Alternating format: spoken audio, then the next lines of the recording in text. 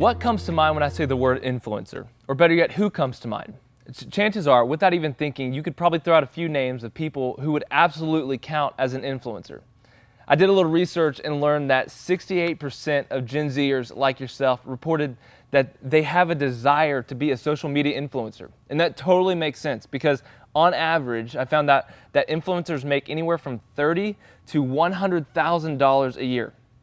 I found this girl named Karina Garcia who's 23, and she literally made it big by doing slime tutorials. And apparently on her YouTube channel alone, she makes about $800,000 a year. That's just so crazy to me. But here's the thing. It's not just by random chance that these people are influencers. No, there's actually a very real strategy and a plan that they follow to help them achieve their goals. So here we are tonight working through this series called Influencer. And really what our focus is the idea that of what it looks like for any of us to be an influencer in our everyday life. And we're doing this by looking at one very common passage, the Great Commission. So last week, Daniel talked about how we're actually called and we've been given authority to influence. And tonight we're shifting our focus beyond the calling a little bit more to a practical discussion of how you and I are able to become influencers. You see, just like those people I talked about at the beginning of the night, we're actually functioning off of a pretty close strategy. A strategy that is focused primarily on relationships. So in the Great Commission, specifically in Matthew 28, verse 19, we get a pretty clear commandment. It says this, it says, "Go and make disciples." So for tonight, let's dive in and see exactly how we are to make disciples, how we are called to be an influencer who makes disciples. Oftentimes when we think of having influence, we think of the masses. We think of all the different people that we have in our life that we can influence. Or maybe we go beyond ourselves and think about the people who have millions and millions of followers on Instagram.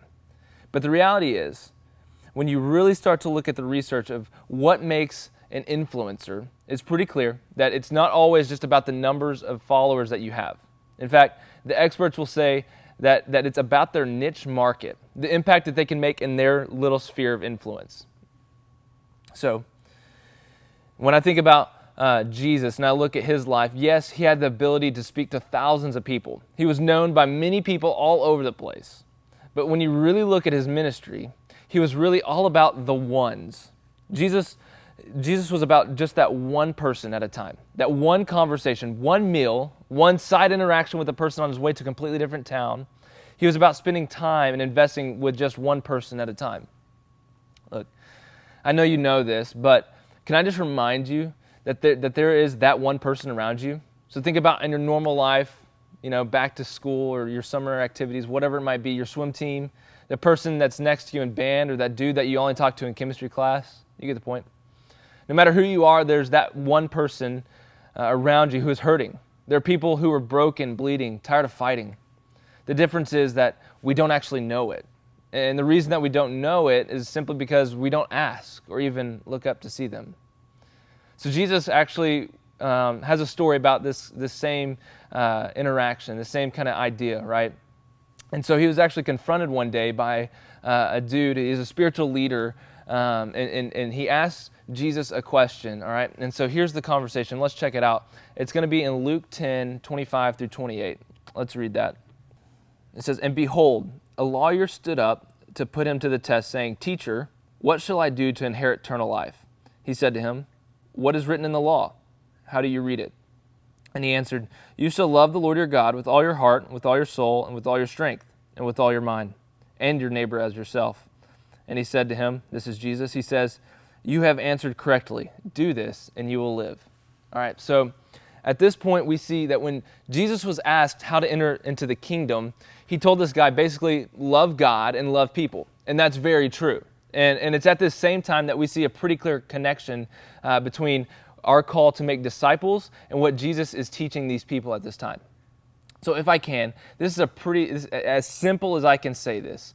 Discipleship is all about relationships. When it comes to making a disciple, the biggest thing that we have to do is just to love others. So as soon as Jesus says this, he then jumps into the rest of the story called the Good Samaritan. So let's just check this out real quick. I'm just going to summarize it. You can read it all a little bit later in small group, but basically here's what happens. He says, there's a man going from Jerusalem, and on the way he gets beat up, right? He gets attacked by some robbers, and then he's basically left for dead. All right, and then a couple dudes walk past him, and one walks this way and one walks that way. They just completely ignore him. And then there's another dude, the Samaritan, thus the good Samaritan. He actually stops, and he helps the guy out. He picks him up, and he takes care of him. He takes him to a place where he can go and get some help. And then, at the end, Jesus asks this question here in verse 36. He says, "Which of these three do you think proved to be a neighbor to the man who fell among the robbers?" He said, this is the man that asked Jesus the question. He said, "The one who showed mercy." And Jesus said to him, "You go and do likewise." And so, I mean, when you look at that, I just can't help but just stick onto those last few words that Jesus said. And he said, "You go and do likewise." Man, I love that. Jesus is so simple here. It's not confusing at all. He says, you go and do likewise. You do and show mercy. Clearly, when we look at this story, we can't really see ourselves being put in that same scenario today, here in Friendswood or League City, Clear Lake, wherever you live. But the point that I think Jesus is trying to make here is, are you willing to make yourself available for others?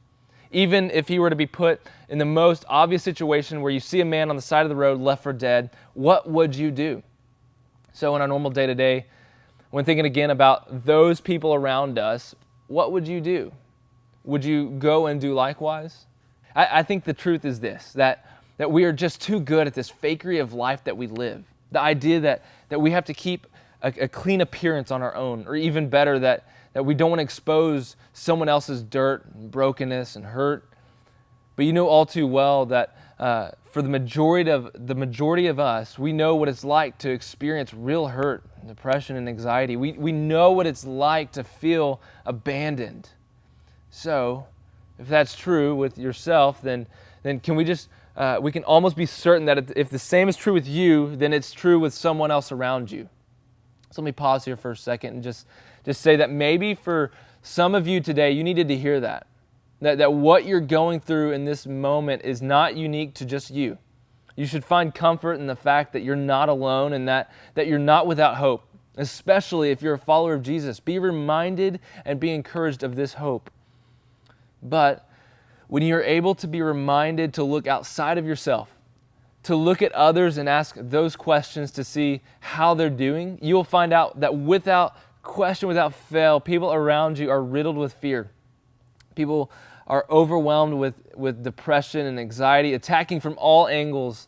It seems our friends, their lives, they're not able to be freed from the guilt of the past mistakes that they've made.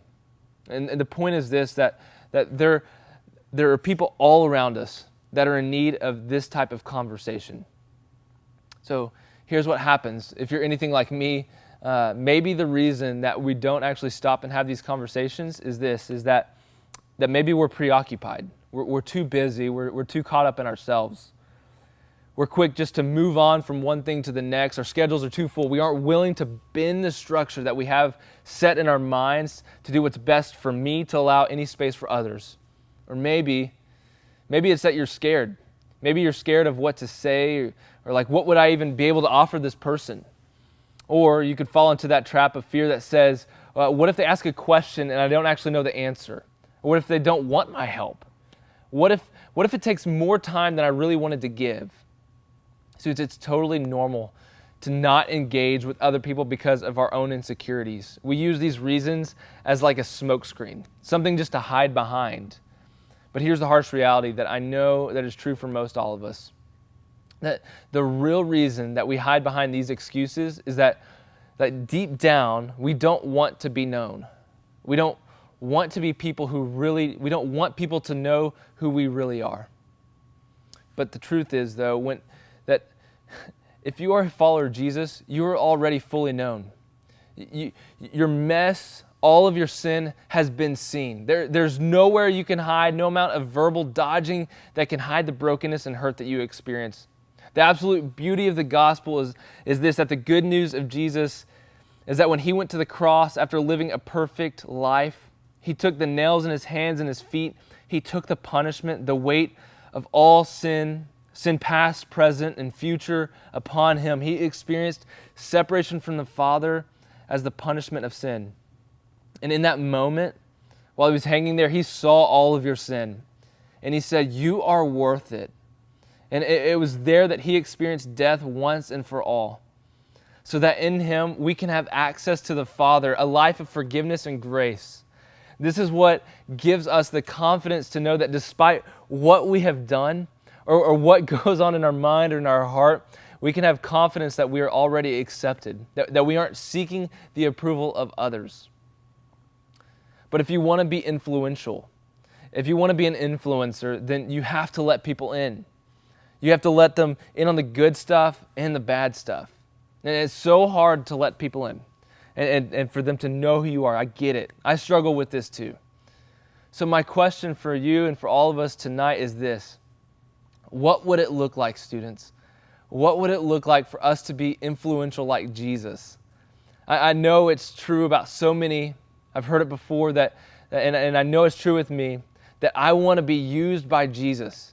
I want to make a difference. I want to see lives changed. I want my friends and the people around me to be changed by Jesus just the same way I was.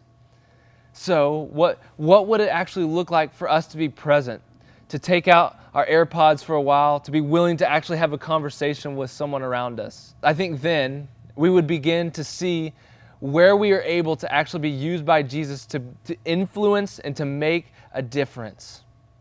Far too often when we talk about this kind of stuff, my fear is that we'll get caught up in thinking that this isn't just for me, right? That maybe it's just for my parents or like the really good Christians that I know in my small group. No, look guys, remember back to our core passage of the Great Commission that regardless of who you are actually for this.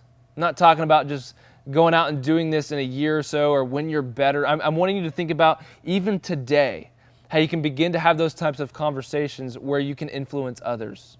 And we're going to talk more about that in small group. But let me leave you with this. I know that God doesn't just call us to believe in something. He calls us to something. So what's he calling us to?